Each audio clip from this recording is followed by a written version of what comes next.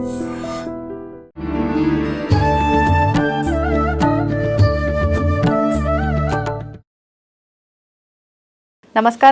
Welcome to I dream ధర్మ మార్గం కార్యక్రమానికి స్వాగతం. నేను మీ విజేత. ప్రస్తుతం మనతో పాటు ఉన్నారు దేవులపల్లి బాలచంద్ర శర్మ గారు. ఇప్పుడు వారితో మాట్లాడి మరిన్ని విషయాలు తెలుసుకుందాం. నమస్కారం అండి. నమస్కారం గురుగారు, సాధారణంగా మనం నిత్యం జరిగే కొన్ని పనులు చేసే పనులను బట్టి పెద్దవాళ్ళు చెప్తూ ఉంటారు కొన్ని ఇది ఇలా చేస్తే ఇలా జరుగుతుంది, అలా చేస్తే ఇలా జరుగుతుంది అని చెప్పి. దానికి ఉదాహరణగా తీసుకుంటే మనం అరటిపళ్ళు తీసుకున్నప్పుడు ఒక జంట అరటిపండు కనుక వచ్చింది అని అంటే ఇది తింటే కవల పిల్లలు పుడతారా ఇట్లాంటివి చెప్తూ ఉంటారు. వాడుక భాషలో ఇవన్నీ జరుగుతూనే ఉంటాయి నిత్యం. నిజంగా ఇలా సంబంధం ఉంటుందంటారా? ఇవి తినడం వల్ల కవల పిల్లలు పుడతారు ఇలాంటివి నమ్మొచ్చు అంటారా? శ్రీమాత్రే నమః, శ్రీ గురుభ్యో నమః. మీరు అన్నట్టుగా అసలు అరటిపండు విశేషత తెలిస్తే మనకి వినే వాళ్ళకి అందరికీ కూడా అర్థమవుతుంది. ఓకే, ఏ పండైనా సరే అమ్మా, గింజలు తిన్న తర్వాతకి మనం గింజలు తీసామనుకోండి, ఆ గింజలు తీసుకెళ్ళి ఎక్కడన్నా నాడితే అప్పుడు ములుస్తాయి. అంటే అది ఎంగిలైనది కదా. అవును, అంతే కదా. అరటి పండుని ఏం చేస్తాము, తొక్క నాటితే రాదు, తొక్క తీసేసి లోపల ఉన్నటువంటిది పెడితే రాదు. పండుకు పండు అలాగే పెట్టాలి. పండు పెడితే వస్తుందా? పండుకు పండు అలాగే మనం గనక మట్టిలో ఒక సగం వరకు నాటితే అది పిలకల్లాగా వస్తాయి, అలాగే చెట్టు ఫామ్ అవుతుంది. కాబట్టి అరటి పండు అనేటువంటిది ఎంగిలి కాని పండు. అందుకే దేవుడి దగ్గర విశేషంగా ఏం చేస్తారు అని అంటే, అరటి పండుని మనము నివేదన ఖచ్చితంగా చేయాలి. ఏ పండు చేసినా చేయకున్నా పర్వాలేదు. కొబ్బరికాయను కూడా కొట్టాలి. ఆ కొబ్బరికాయ కూడా లోపల ఉన్నటువంటి రంగు, రుచి, వాసన అక్కడే పుడుతుంది.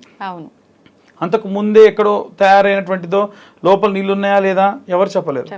కాబట్టి అయితే ఈ అరటి పండుని మళ్ళీ ఎవరికైనా మనం ఒళ్ళో పెట్టామనుకోండి, ఎవరికైనా ఇచ్చి వాయనం ఇచ్చినప్పుడు కానీ, పూజ అయిన తర్వాతకి అర్చక స్వాములు ఇచ్చినప్పుడు కానీ, అరటి పండుని ఇచ్చినప్పుడు చేతిలో తీసుకోండి అమ్మా, అలా కానీ చీర పట్టి తీసుకోకండి అంటారు.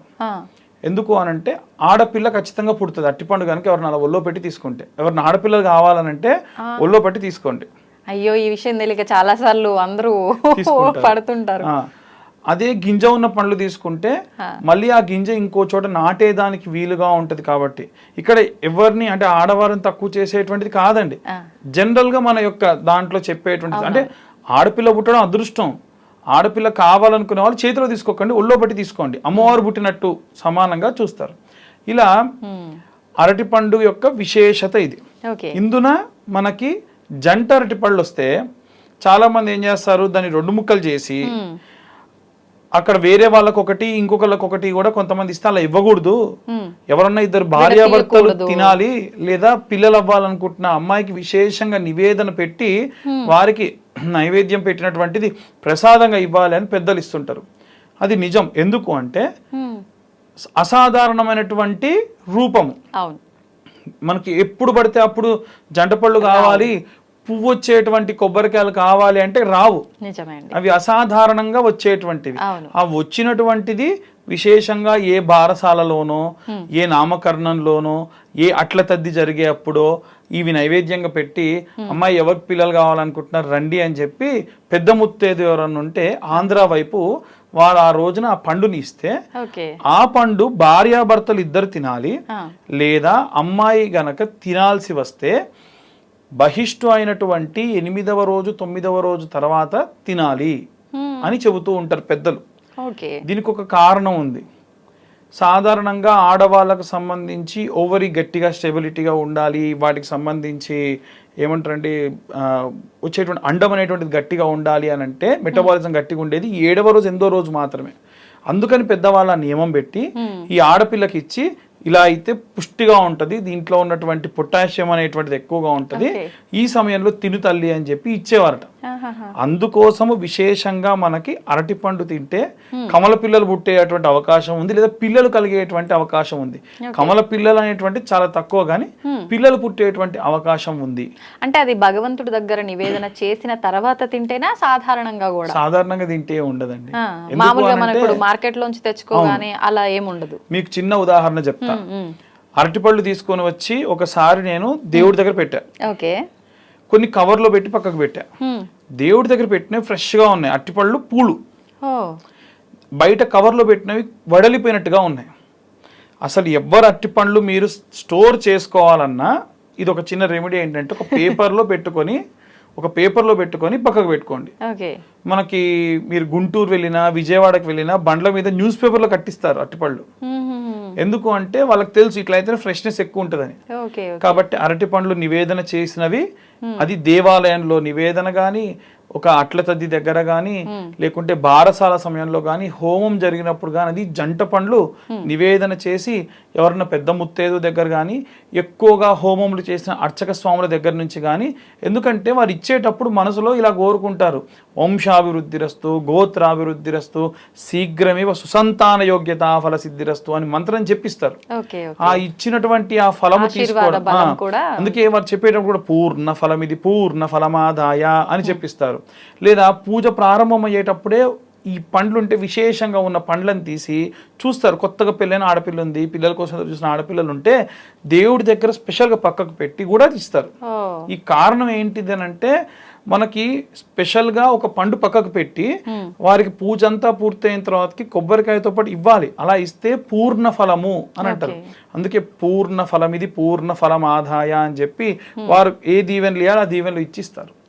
దానివల్ల విశేషమైనటువంటివి ఖచ్చితంగా వారికి కలుగుతాయి. ఇప్పుడు సాధారణంగా మనం మార్కెట్ నుంచి తీసుకొచ్చుకున్నప్పుడు ఇలా మీరు చెప్పినట్టుగా అంటే కొత్తగా పెళ్ళైన వాళ్ళు, గర్భవతులు ఇలా అని కాకుండా ఎవరైనా కూడా తినాలంటే ఆలోచిస్తారు. తినొచ్చు, వాడికి ప్రాబ్లం ఏమి ఉండదా? ఓకే, చాలా తీసి పక్కన పెట్టేస్తుంటారు. ఇట్లా జంట వచ్చినాయని కానీ దాన్ని విడదీయకూడదు, తినొచ్చో లేదో ఇలాంటి సందేహాలు చాలా ఉంటాయి. తినడం వల్ల అయితే ఇబ్బంది ఏమి ఉండదు. ఏం లేదు. ఇంకా వీలైతే దేవాలయానికి తీసుకెళ్లి ఇచ్చేసాను. ఇట్లా స్పెషల్ గా వచ్చిన పండ్లు ఏమన్నా ఉంటే మీరు తినకూడదు అనుకుంటే దేవాలయానికి తీసుకెళ్లి దేవాలయంలో ఇచ్చేయండి. దానివల్ల కూడా ఏవైనా సరే ఒకవేళ మీరు తినకపోయినా సఫలం అవుతుంది, ఫలము సఫలం అవుతుంది. అలా అంటే మంచికి ఉపయోగపడుతుంది.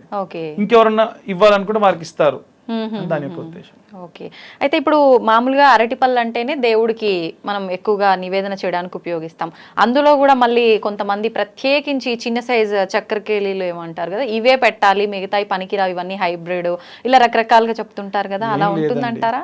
రీసెంట్ గా నాకు తెలిసిన ఒక ఇంట్లో కూడా ఇలాగే స్టీల్ చెంబులో దేవుడికి కలశారాధన చేయకూడదు, అరటి పండ్లు చిన్నవే పెట్టాలి అంటే దేవుడు పలానా క్లాస్ పీపుల్ కి మాత్రమే నేను పూజలు తీసుకుంటాను, చిన్న కుటుంబీకులకు తీసుకోను, అలాంటి నియమ నిబంధనలను పెట్టారండి? లేదు కదా. స్వామి ఇప్పుడు కూడా చెప్పేది ఏంటిదనంటే మీరు కోట్లు ఖర్చు పెట్టి పూజ చేసినా నాకు అనవసరం, మీరు రూపాయి ఖర్చు పెట్టి కూర్చొని కేదారేశ్వర స్వామి నోములు చేసినప్పుడు కూడా అందులో ఉంటుందమ్మా, చిన్న రాయిని స్వామివారిగా తలుచుకొని శివ శివ శివ అని అక్క చెల్లెలు ఇద్దరు కూడా తలిస్తే స్వామి దిగొచ్చాడు. స్వామికి కావాల్సింది భక్తి, శక్తి కాదు. కాబట్టి ఈ రకమైనటువంటి పండ్లే పెట్టాలి, పలానా రిలయన్స్ మార్ట్ నుంచి తెచ్చినటువంటివే పెట్టాలి, దేవుడు ఎప్పుడు కూడా అలా చూడడు. స్వామి చూసేటువంటిది మీ భక్తి కానీ శక్తి కాదు. కాబట్టి ఈ రకము ఆ రకము, ఈ పాత్ర ఆ పాత్ర అనేటువంటిది దేవుడికి ఏవి లేవు. నిజంగా దేవుడికి మరి వస్త్రమే పెట్టాలి అనుకుంటే ఆకాశం అంతా వస్త్రం పెట్టినా సరిపోదట. కాబట్టి దేవుడు ఎప్పుడు కూడా కోరుకోడు, ఏ రకమైనటువంటివైనా పెట్టొచ్చు, తప్పేం లేదు. ఓకే అండి, చాలా మంచి విషయాలు తెలియజేశారండి. ధన్యవాదాలు. ధన్యవాదాలు.